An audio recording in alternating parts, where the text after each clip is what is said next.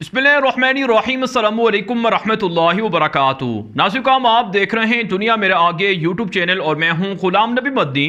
एक बड़ी breaking news सामने आ रही है कि ईरानी मिसाइलों ने पहली बार मुत्तहिदा अरब इमारात के अंदर यूएई के अंदर तबाही मचा दी है। जी हाँ नाज़रीन, ईरान के मिसाइलों ने मुत्तहिदा अरब इमारात के अंदर तबाही मचाई है, जिससे भारी नुकसान मुत्तहिदा अरब इमारात को बर्दाश्त करना पड़ा है। सऊदी अरब के बाद मुत्तहिदा अरब इमारात पर भी अब हमले शुरू हो चुके हैं। ये हमले किए गए हैं यमन से, जो हूसियों ने ईरान से मिसाइल हासिल किए हैं। उन मिसाइलों के जरिए से मुत्तहिदा अरब इमारात को निशाना बनाया गया है। ताज़ा तरीन खबर सामने आ रही है कि मुत्तहिदा अरब इमारात के अंदर इन मिसाइलों से तबाही फैली है। नाज़रीन, खबर यह सामने आ रही है कि अबू ज़हबी के अंदर जो ईंधन के टैंकर हैं उनमें धमाके हुए हैं, जिससे 3 अफराद हलाक भी हुए हैं और 6 जख्मी हुए हैं।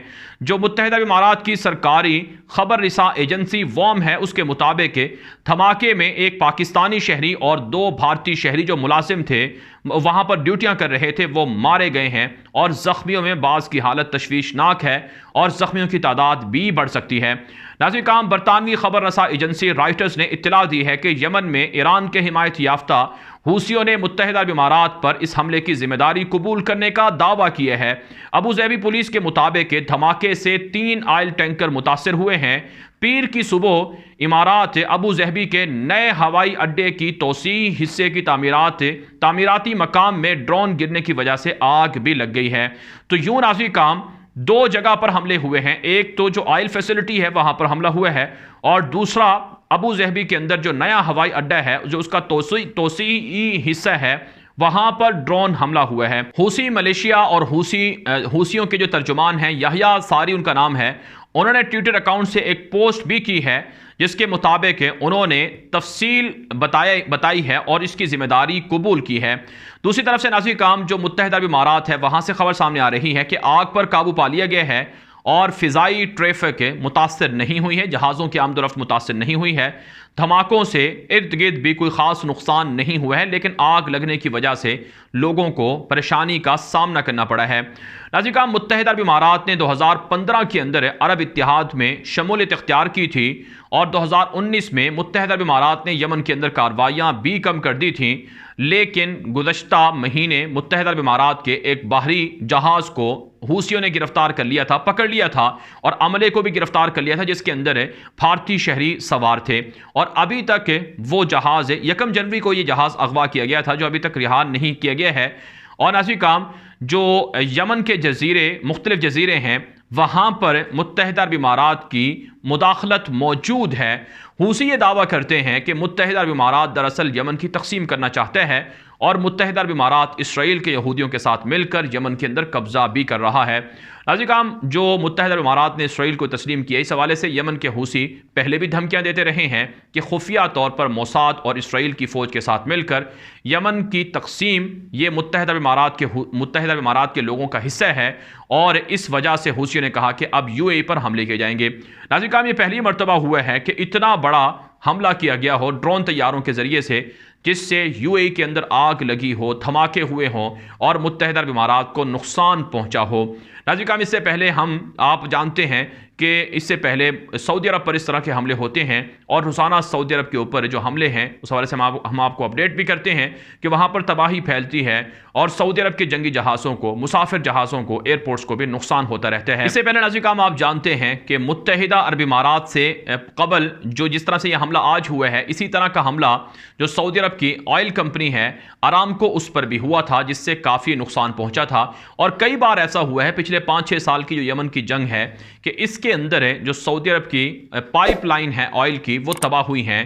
यहाँ तक कि जद्दा के अंदर हमले किए गए हैं, जो अरामको के प्लांट्स हैं उनको नुकसान पहुंचाया गया है, और अब यूएई पर भी हमले शुरू हो चुके हैं।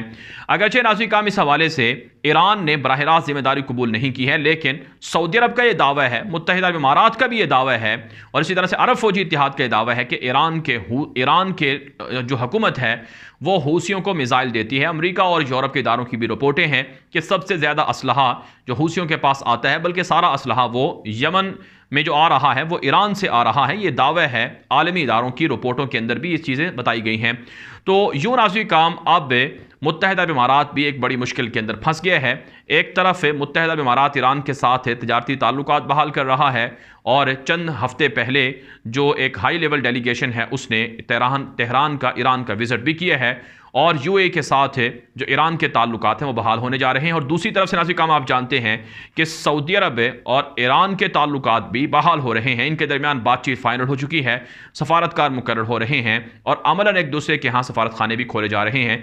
तो एक ऐसे मौके पर जब चाइना गल्फ ममालिक के साथ मिलकर ईरान की सुलह करवा रहा है, जब चाइना अरब मुल्कों के अंदर इन्वेस्टमेंट कर रहा है, जब चाइना मिडिल ईस्ट के अंदर इन्वेस्टमेंट कर रहा है, एक ऐसे मौके पर जो मुत्तहिदा अरब इमारात है उस पर हमलों का होना, ये दरअसल इन मुआहिदों की खराबी की अलामत को जाहिर करता है। नाज़रीन काम अगरचे यमन के अंदर जो हूसी हैं वो ये दावा करते हैं कि हम तो सुलह करना चाहते हैं, हम तो टेबल पर बैठकर मुज़ाकरात करना चाहते हैं, लेकिन सऊदी फौजी इत्तेहाद राज़ी नहीं है और वह हमारे खिलाफ कार्रवाइयाँ करता है।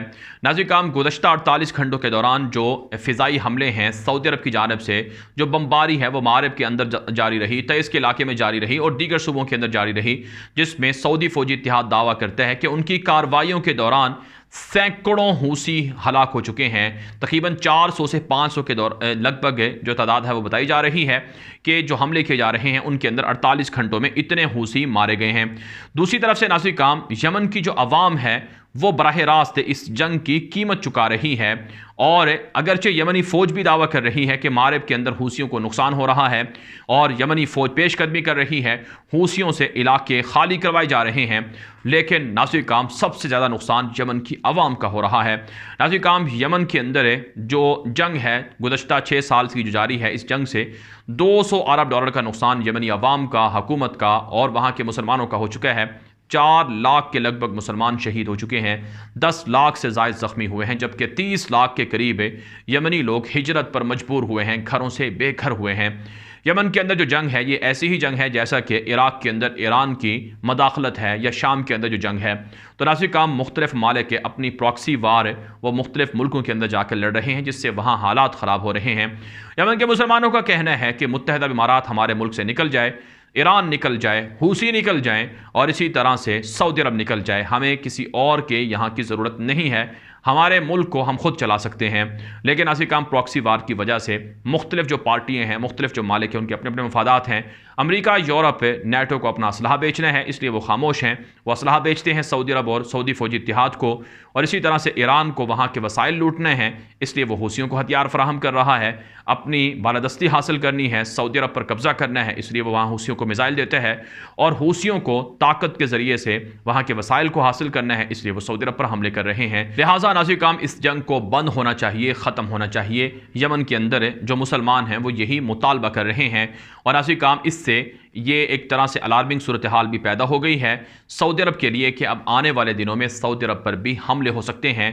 जो तेल के कुएँ हैं जिन पर इसराइल की नज़रें हैं और सहयूनियों की नज़रें हैं, यहूदियों की नज़रें हैं, अब वो आग का राख बनने जा रहे हैं, आग का ईंधन बनने जा रहे हैं। इस हवाले से नाज़रीन काम ताल्लुकात को बातचीत के ज़रिए से, मुज़ाकरात के ज़रिए से हल कर लेना चाहिए और जो इख्तलाफात हैं इनके ज़रिए से मुसलमान मुल्कों में जो खाना जंगी है उसे बंद कर देना चाहिए। दूसरी तरफ से नाज़रीन काम एक और बड़ी ख़बर ये भी सामने आ रही है कि इराक़ के अंदर नई हुकूमत वजूद में आ रही है। इस नई हुकूमत के अंदर जो ईरान के हामी लोग हैं उन्हें शिकस्त हुई है और ईरान के हामियों का नई हुकूमत के अंदर कोई भी किसी भी तरह से कोई भी रोल नहीं होगा। तो ऐसे में ख़बरें ये हैं कि सिविल वार की धमकियाँ दी गई हैं और खाना जंगी के इम्कान ज़ाहिर किए गए हैं। एक ऐसे मौके पर, हसास मौके पर, जब वहाँ पर ईरान के हामियों के बगैर हुकूमत बन रही है, तो ईरान के कुद्स फोर्स के सरबराह हैं जनरल इस्माइल कानी, उन्होंने इराक़ का दौरा किया है और वहाँ के मामलात में मुदाखलत की कोशिश की है, जिसे इराक़ के लोगों ने नापसंद किया है और कहा है कि ईरान को कोई हक़ नहीं है कि वो इराक़ के अंदर आए और यहाँ के मामलात में दखल अंदाजी दे। आप जानते हैं अमेरिका ने 2003 के अंदर जो जारियत की थी इराक़ के ऊपर, जो सद्दाम हुसैन की हुकूमत का तख्ता उल्टा था, उसके बाद से लेकर अब तक वहाँ हालात बेहतर नहीं हैं। अमेरिका ने जितना इराक़ को लूटा उतना ही ईरान ने भी लूटा है और वहाँ पर अब भी हालात ख़राब हैं। नाज़रीन काम ये वीडियो दोस्तों के साथ व्हाट्सएप पर, फेसबुक पर, ट्विटर पर, इंस्टाग्राम पर, हर जगह पर शेयर कर दें ताकि लोग मालूमात और हक़ाइक़ हासिल कर सकें। अपनी राय कमेंट के जरिए से, व्हाट्सएप के जरिए से दिया करें। आपकी इराक़ की रोशनी में वीडियोज़ को मज़ीद अच्छा और बेहतर बनाया जाता है। और इसी तरह से अगर आपने अभी तक हमारा दूसरा यूट्यूब चैनल ग़ुलाम नबी मदनी सब्सक्राइब नहीं कर रखा तो उसे सब्सक्राइब कर लें, क्योंकि वहाँ पर आपको दुनिया भर से 30 बड़ी खबरें और दुनिया भर से आलमी खबरों के बुलेटिन देखने को मिलते हैं, जिससे आप आगाह रहते हैं आलमी अहवाल से। अब तक के लिए इजाज़त दीजिए। अस्सलाम वालेकुम रहमतुल्लाहि व बरकातुहू।